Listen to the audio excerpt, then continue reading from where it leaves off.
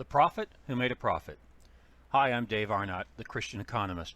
Welcome to this edition of the Christian Economist, where we ask the question, did Jesus make a profit? Well, the title is The Prophet Who Made a Profit. Yes, we believe Jesus was more than a prophet. He was fully man and he was fully God. We also believe that he participated in the production and distribution of scarce furniture. Well, that's interesting to think about. The definition of economics is the production and distribution of scarce resources. We don't know much about Jesus' early life before he got into his ministry at about the age of 30, but it's a good assumption, knowing what we know about the first century, that he worked with his dad in the carpenter business, therefore making furniture. So if he made this furniture, let's speculate, based on what we know about the nature of Jesus, about this furniture. You know, I've asked students many times in graduate classes about this. What do you think would be the nature of the furniture made by Jesus, since he was fully man and fully God? Well, we assume that he remained in his fully man character when he made this furniture. You know, he could have stepped into his God role and made the furniture like he reproduced the fish when he fed the 5,000. But we don't think he did. Do you see my point? He could have gone off where no one's watching him, taken some twigs and thrown them together, and in a metaphysical, mystical, magical, in a God way, he could have made perfect furniture. But we don't think he did so. What we know about Jesus' character is that he remained in his physical, fully man character, and he stepped into the God character to perform miracles to help others. See, if he went off and made this furniture using his God powers, that would seem to be a violation of our understanding of Jesus' behavior. He used his miracles to help others, not to help himself. So he would have been exercising this self-interest if he had used his God powers. We think he did not. So we think he remained on this man side where he made furniture. So what's the nature of the furniture? Well, first you have to think it was pretty good, right? You have to think it was without flaw. Anyway, it was really good. I mean, in strategic terms, we might call this differentiation. His furniture may have been better than anybody else's furniture. But let's try to get to the question, did he make a profit on it?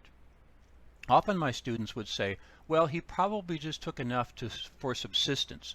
Well, then the question becomes, how did he keep the Jewish law to give alms, to support others, to help, to give to the temple? Without a profit, he wouldn't be able to give, and he wouldn't be able to keep the Jewish law. So the students often will say, okay, we'll give you that. I said, well, how did he obtain the necessities of life? Not only for him, but for his family. So he had an extended family, you know. He had a mother. He had some siblings, half-siblings, of course, but he had them, and so he had to help support them. So he made this furniture. You have to assume that he sold it on some kind of a market, and that he made a profit because first, as I mentioned earlier, he had to keep the Jewish law to give. But secondly, he had to provide for himself and his family. Food, clothing, housing. Yes, the 21st century markets are very different from the markets in the first century. I understand that. But he still had to exchange, a medium of exchange, that's what money is. He had to have money to provide for himself and for his physical family, which he did. So we assume that he made a profit on that furniture. So Jesus was involved in the production and distribution of scarce furniture. All right, there's something studied in economics called consumer surplus and producer surplus. What it does is turn back this idea of the zero sum fallacy. Milton Friedman, perhaps the greatest economist of the 20th century, one of, for sure, of the 20th century. Milton Friedman said, most economic myths are based in an assumption of the zero sum fallacy. His point is, it's not zero sum. When people bought something from Jesus, he got richer, they got richer. Both parties were enriched by the exchange. Why wouldn't he do this? Why wouldn't others do this? Certainly people looked at his furniture and paid him more than they needed to. He took less. Well, let me go back to an exercise we do in our classroom on consumer surplus. I have about 50 to 70 students in the class. They're broken into groups of 12. I have each group of 12 give me an estimate of what their willingness to pay for 50 pictures sent to them via mail. And this really does exist online. There's a company that does this. So the students say how much they think this is worth. We call it willingness to pay. Their guesses range from $10 to $30. Then I reveal to them the actual cost is only $4. Now, understanding this company probably is just trying to get market share and may not be making a profit now, but it still makes the point. And I want you to think, every time you buy something, you gain consumer surplus. Let's go back to my exercise in the class. And this happened the same way with Jesus in exchanging his furniture for denarii at the time. So it's the same for Jesus, same for the exchanges you make, same for the exercise we're doing back in my class. And so the students say, well, maybe I'd give $10 for those pictures. I reveal the real price is $4. 10 minus 4 means their consumer surplus was $6. They walked away from the willing exchange $6 richer. Some students even say as high as 30. 30 minus 4, which is the real cost, means they walked away with $26 in consumer surplus. That part of the discussion often makes the light bulb come on for students, and they realize, well, hold it, if I participate in these kinds of exchanges, maybe Jesus and his customers in the first century did the same thing. There's certainly obvious reasons to think that they would do so. And then in the exercise I say, okay, I teach at Dallas Baptist University, and I say to the students, how many of you think tuition is too expensive at DBU? Some of them raise their hands. And then I ask the piercing question, why are you here? You stood at the counter and said, I'm going to buy DBU tuition, just like you stand at the counter and buy anything. In a perfectly competitive market, and by the way, I am making an assumption, it's not perfectly competitive, but it's close enough to perfectly competitive in almost everything we buy, that you get richer from each exchange. That's called consumer surplus. So now every time you hear that ding when you're at Home Depot or Walmart or Target, every time you hear a ding because something went across the scanner and somebody bought something, both parties got richer.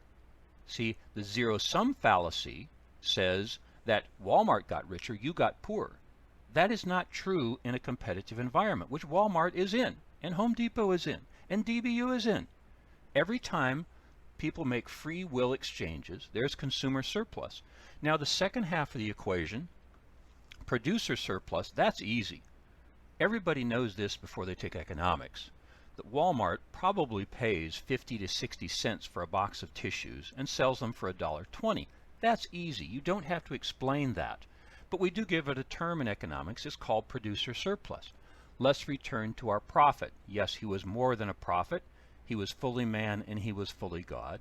When he made this furniture and sold it to people, they got richer from consumer surplus. He got richer from producer surplus. Therefore, he made a profit. So we tend to think that profits are a good thing. In her book, Anne Bradley, the book is called For the Least of These, and she wrote it with Art Lindsley.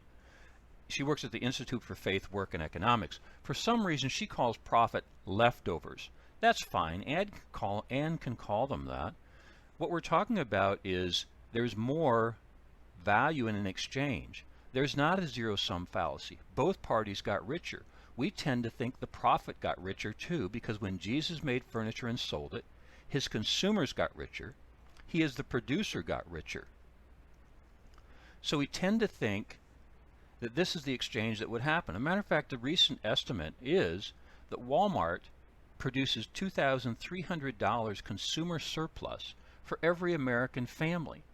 If this is such a good thing to do, if the zero-sum fallacy really is a fallacy, and in economics we say it is, in a relatively perfectly competitive environment, both parties get richer. And that's why we like consumer surplus and producer surplus.